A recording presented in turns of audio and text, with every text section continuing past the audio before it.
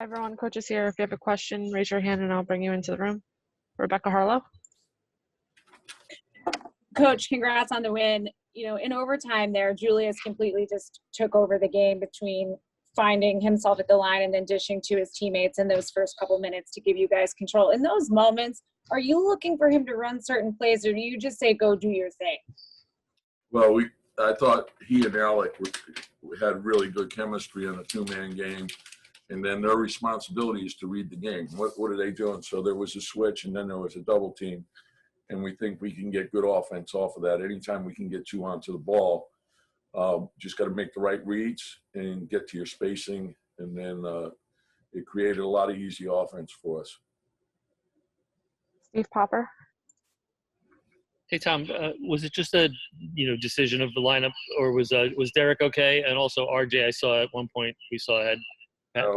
Both guys are fine. It was just the way the game was unfolding. We had started off the third quarter really well, and then we hit a lull, and we were just trying to find a group that could go, and that group ended up going well, so we stayed with them longer. So, but they're fine, and they'll be ready to go tomorrow. Mark Berman. Yeah, just along those lines, how is Derek doing? And is he on any sort of minutes restriction? I saw he was at 25. Our goal is to win. So whoever gives us the best chance to win, that's who's going to be on the floor. And, Derek's behind it. If he's not in the game, he's rooting for his teammates. And that's the way it should be. And so some nights it's someone else's night. And that's the way we're going to play. So I thought Alec, their guards posed some problems. I thought Alec, Reggie, and Quick got off to a good start tonight, and they were playing a lot of zone, so we wanted more shooting on the floor. I thought we shot the three fairly well, but we had the big lead, and then we let our guard down. You can't do that. No lead is safe in this league. Steve Popper. Hey, Tom, two things. Just talk about the defense today, the last 6 minutes of regulation and overtime. And also, the players have said they scoreboard watch. Will you watch that Milwaukee-Miami game tonight to see the effect on you guys? Well, for us, we have to go step by step. So we have a quick turnaround. We have to be ready for Boston.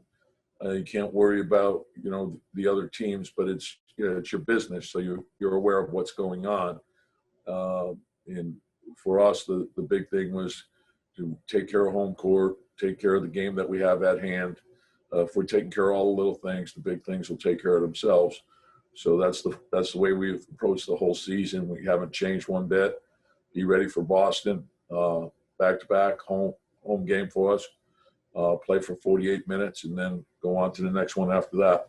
But I think it is important for everyone to understand the business, who's in it, how every game impacts something. So I want them studying the league as well. Jamie Harris. Coach, Charlotte had 10 offensive rebounds in the first half. Coming up for the second half, did you emphasize to your team the need to control your defensive glass? Yeah, I didn't like and again, to their credit, that they're hard to guard, they're quick. They can crack you off the dribble, and then it puts you in help. And then you have to recover and challenge the shot and then get to their bodies. And I thought we weren't finishing our defense, and a lot of it stemmed from getting cracked off the dribble. And so we got a better read on it. And then, in the end, I thought the rebounding was better late, but that's something that has to be fixed. Ian Bagley. Hey, Tom, excuse me. Elfrid, Payton, he's been around, I guess, 12, 15 minutes for a while now, but it's just a little jarring to see that in the box score because he's your starting point guard. Was that just specifically a function of how the game was going? We got a deep team. We're using everyone. Everyone's contributing. What Elfrid brings to our team is important. He has great value. I thought Frank came in, gave us, he's always ready, but his gift is his defense, so we use him that way. So we want to take advantage of what everyone's strengths are, and we want the group to function well together. So Everyone prioritized winning. Everyone's got to sacrifice for the group. Roles are different, but the commitment to the team is the same for everyone. Peter Body. Nerlens had 5 blocks, could have had a couple of more even. Just what does he add? You talk about the rise in intensity for you guys defensively. Yeah, well, I thought that was a big part of the start of the third. And his gift is obviously the rim protection. Also, his pick and roll defense is outstanding. But those blocks were huge for us, got us into the open floor, created some easy scores. And you're right, he probably could have had a couple more. One he knocked in. The other one I thought was real close to ended up being a goaltending play. But and then he alters a lot of shots because everyone's looking for him. So he has great value. He's the anchor of the defense.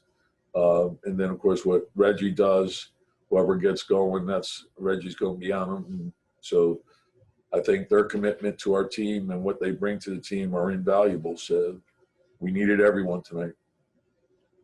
Thank you, Coach. Yep. A question, raise your hand and I'll bring you into the room. Rebecca Harlow. Julius, something that we didn't get to on the floor, just curious with everything that you've accomplished and what this team is doing. You know, I'm not sure who's more popular right now, you or Kaiden, but knowing how close you are to your family, what has it meant to have them on this journey with you? It's amazing. It's amazing. Just have my wife with me. She's seen it from the very beginning. All the hard work and, the sacrifice she's made on her end. And just to have my son be at an age where he kind of understands it. And he's like a super fan. I know he has more popularity than me, but he's a big fan. And I don't know if it's good or not. We give him a lot of anxiety. Just playing, the games and the close games, he's really intense and into it. So I'm glad that we're winning and he's able to experience that.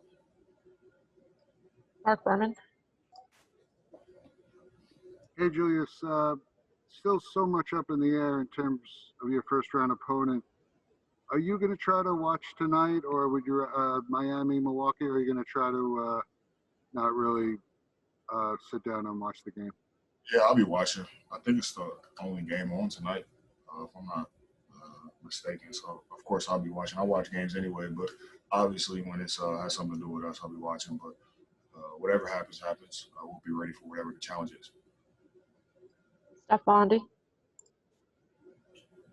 Hey, Julius, you guys have won 15 of your last 19 games. I mean, you guys reached a point where you're the team that other teams should want to avoid in the playoffs? I can't speak for other teams, but whatever challenge or opponent there is for us, we'll be ready for it. We'll be excited, and we'll accept the challenge. Steve Popper. Do these sort of games, overtime, seem like it was a lot of physical stuff, a little chirping back and forth? Does this start to feel like playoffs for you guys now as you're positioning, every game has impact now? Yeah, it's felt like that for a while, honestly. Every game that we played a lot of tough games, and then we won a road trip. Everybody's gearing up for the playoffs and positioning and stuff like that. So every game has really felt like that type of intensity and environment. So I think it's prepared us. Thank you, Julius. If you have a question, raise your hand and I'll bring you into the room. Rebecca Harlow. Nerlens, this Knicks team doesn't win this game today without your blocks in regulation and then what you were able to do on both ends of the floor and overtime. Can you just describe the intensity of what is happening on the floor right now when you guys are still in a position to be in 4th, 5th, or 6th? And have you found that you always excel under pressure? Oh, this team is, built in the best way possible. Guys do their job, and, we know what we have to do game by game. We're not worried about what the opponents, intentions are. We're just focused on, game by game, trying to secure the 4th seed. And, today was a good test for us, a young, hungry team, just like last game with San Antonio. So we're going to get there, and it's really going to, have us in shape for this stretch through the playoffs. And, yeah, I thrive. I thrive in the 4th quarter. I just feel like I got something in me. that comes alive, especially in moments like that. You know, I live for moments, the big moment. And, you know, anything for my team, especially in situations like that. I was there, flick up, I didn't get to that. I could have, you know, saved the game off that. So, you know, I was locked in even more to secure this game. Mark Berman.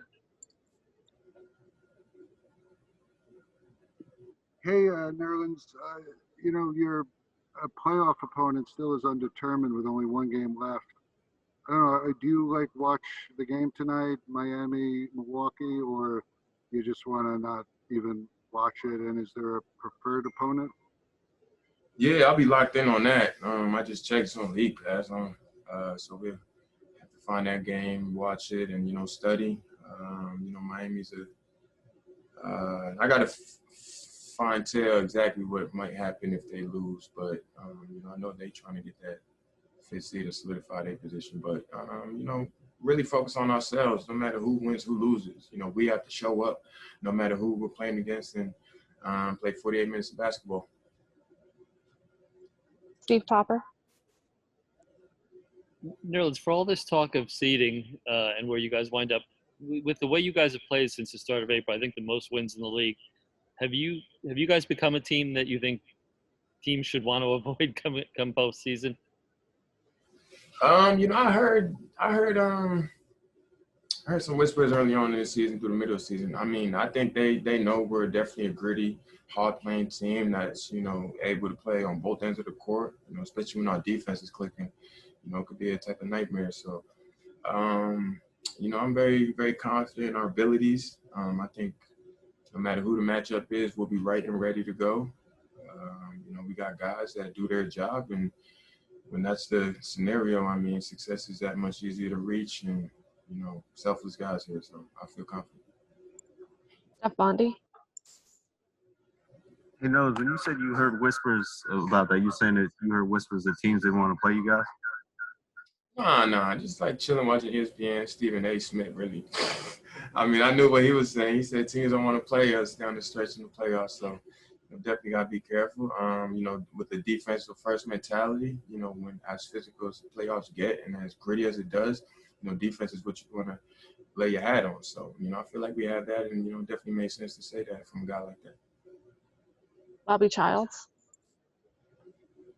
Nerlens, you know, as you protect the rim out there, you take a lot of hits below the belt out there. So what's you got one tonight against Zeller. You know, what's the conversation with other players when they give you the inadvertent knees? And deserve that tape. I know that's right. But, yeah, no, that's not how you play basketball. Just to keep it simple, you know, you got to try to avoid that if you're the offensive player. I know the league has dealt with that over the past 3-4 years, so that's what it is. You know, I play hard regardless, and, you know, I play through any of that. You know, this is what it is. I got to fix that, though, because that's not – it happened to me and Julius, so that's not really a coincidence. Thank you, Nerlens. For sure, yo.